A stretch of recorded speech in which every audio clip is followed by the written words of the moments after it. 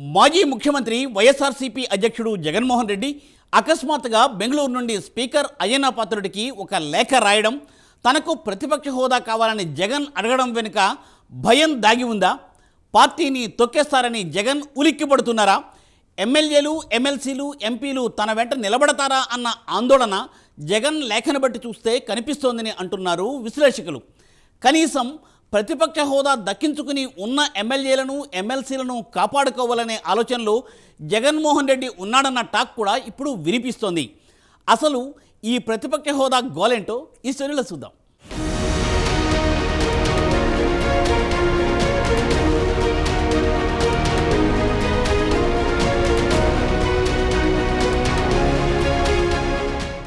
ఓడలు బళ్ళవుతాయి, బళ్ళు ఓడలవుతాయన్న సామెత మనందరికీ తెలిసిందే.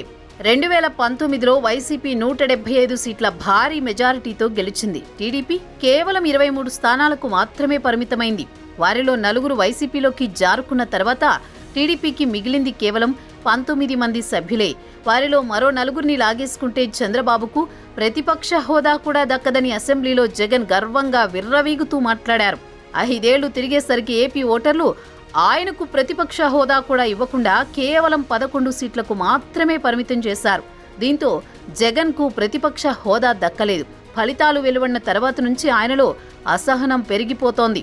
ప్రజలు ఇచ్చిన వాగ్దానాల్లో 99% అమలు చేసినా ప్రజలు తనను ఎందుకు ఓడించారంటూ కళ్లలో నీళ్లు తిరుగుతూ టీవీల ముందు దీనంగా మాట్లాడడం చూశాం.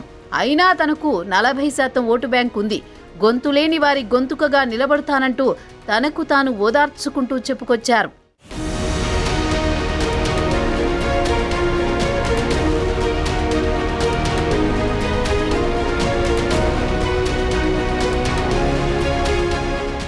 ఫలితాలు వెలువడిన 20 రోజులు దాటిపోయింది. జగన్ కూడా అసెంబ్లీకి వచ్చి ప్రమాణ స్వీకారం చేసి వెంటనే వెళ్లిపోయారు. తన పార్టీకి చెందిన వారు ప్రమాణ స్వీకారం చేసే వరకు కూడా ఉండలేదు. స్పీకర్కు రాసిన లేఖలో తనను అవమానపరిచారని వాపోయారు. ముఖ్యమంత్రి తర్వాత తనతో ప్రమాణ స్వీకారం చేయించకుండా మంత్రుల ప్రమాణ స్వీకారం పూర్తయిన తర్వాత ఉద్దేశపూర్వకంగానే తనను అవమానపరచాలని ఉద్దేశంలో చివరగా తనతో ప్రమాణ స్వీకారం చేయించారని స్పీకర్ అయ్యన్న పాత్రుడికి రాసిన లేఖలో వాపోయారు. ప్రస్తుతం జగన్కు భయం పట్టుకుందన్న టాక్ వినిపిస్తోంది. 5 ఏళ్ల పాటు రాజభోగం అనుభవించిన జగన్కు ప్రజలు దిమ్మదిరిగే షాక్ ఇచ్చేసరికి వాస్తవాలు కళ్ల ముందు కదలాడుతున్నాయి. 175 మంది సభ్యులు గల శాసనసభలో ఆయనిప్పుడు ఓ సాదా సీదా ఎమ్మెల్యే మాత్రమే. పులివెందుల నియోజకవర్గానికి ఆయన ప్రాతినిధ్యం వహిస్తున్నారు.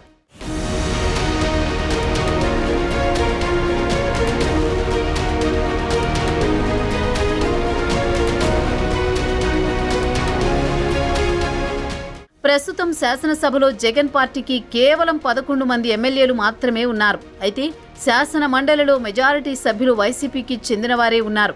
ప్రస్తుతం ఈ 11 మంది ఎమ్మెల్యేలను బాబు అదిరించి బెదిరించి తన వైపు లాక్కుంటాడన్న భయం జగన్ను వెంటాడుతోందంటున్నారు. ఉన్న 10 మంది ఎమ్మెల్యేలు కాస్త ఉడాయిస్తే పార్టీ మూసుకోవాల్సిన పరిస్థితి వస్తుందన్న భయం జగన్కు కంటి మీద కునుకు లేకుండా చేస్తోంది.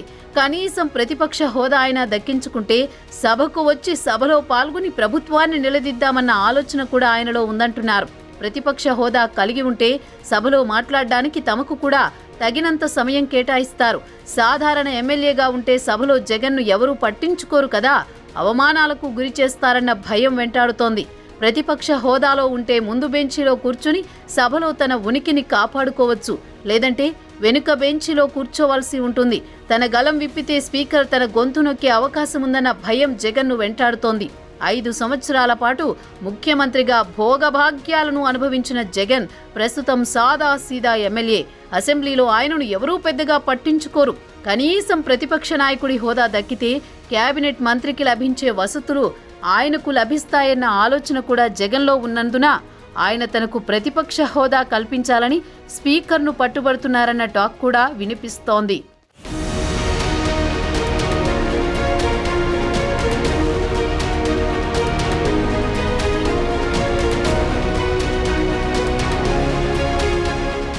ఇక అసలు విషయానికే వస్తే పార్లమెంటరీ వ్యవస్థలో ప్రతిపక్ష పార్టీకి 10% సీట్లు రావాలని చట్టంలో మాత్రం జగన్ చెప్పినట్టు లేనేలేదు. మనం బ్రిటిష్ పార్లమెంటరీ వ్యవస్థను అనుసరిస్తున్నాం కాబట్టి అక్కడ ప్రతిపక్ష నాయకుడిని షాడో ప్రైమ్ మినిస్టర్ అంటారు. ఒకవేళ అధికార పక్షం కుప్పకూలితే వెంటనే పగ్గాలు చేపట్టడానికి ప్రతిపక్షం సిద్ధంగా ఉంటుంది. అలాగే బ్రిటన్ షాడో క్యాబినెట్ కూడా ఉంటుంది.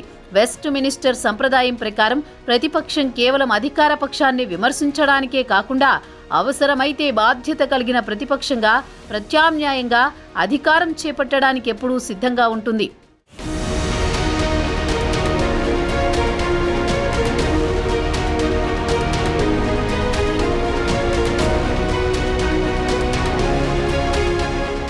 అలాగే 2019 సంవత్సరంలో లోక్సభలో అప్పటి స్పీకర్ అత్యధిక సీట్లు కలిగిన కాంగ్రెస్ పార్టీని ప్రతిపక్ష నాయకుడి హోదా ఇవ్వడానికి నిరాకరించారు. మన దేశంలో ప్రతిపక్ష నాయకుడు పదవి అంటే అది చట్టబద్ధమైన పదవి. Salaries and allowance of leaders of opposition in parliament act 1977 ప్రకారం పార్లమెంటులో అతిపెద్ద పార్టీకే ప్రతిపక్ష నాయకుడి హోదా ఇవ్వాల్సి ఉంది. దాన్ని స్పీకర్ ఆమోదించాల్సి ఉంటుంది. అయితే లోక్సభలో కాంగ్రెస్ పార్టీకి 52 సీట్లు మాత్రమే వచ్చాయి. సింగిల్ లార్జెస్ట్ పార్టీగా అవతరించింది. చట్ట ప్రకారం చూస్తే కాంగ్రెస్ పార్టీకి ప్రతిపక్ష హోదా ఇవ్వాల్సిందే. అయితే స్పీకర్ కాంగ్రెస్ పార్టీ ప్రతిపక్ష నాయకుడి హోదా ఇవ్వడానికి నిరాకరించారు. ఎందుకంటే 10% ఓట్లు రాలేదని వారిని వినతిని పక్కన పెట్టారు.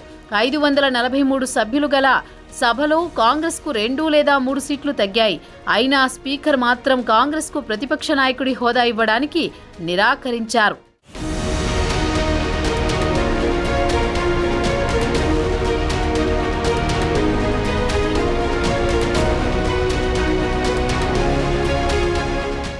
ఒకవేళ ప్రతిపక్ష పార్టీ స్పీకర్ను చట్టబద్ధంగా తమకు ప్రతిపక్ష నాయకుడి హోదా ఇవ్వమని కోరితే స్పీకర్ తప్పకుండా పరిశీలించాల్సిందే.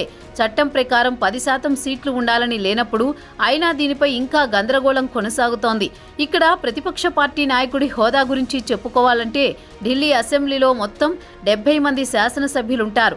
ఆ ప్రభుత్వం అధికారంలో ఉంది. భారతీయ జనతా పార్టీకి కేవలం 3 సీట్లు మాత్రమే వచ్చాయి. అప్పుడు స్పీకర్ రామ్ నివాస్ గోయల్ బీజేపీకి ప్రతిపక్ష హోదా కల్పించారు. చట్ట ప్రకారం బీజేపీకి చెందిన ఎమ్మెల్యే అసెంబ్లీలో ప్రతిపక్ష నాయకుడిగా వ్యవహరించారు.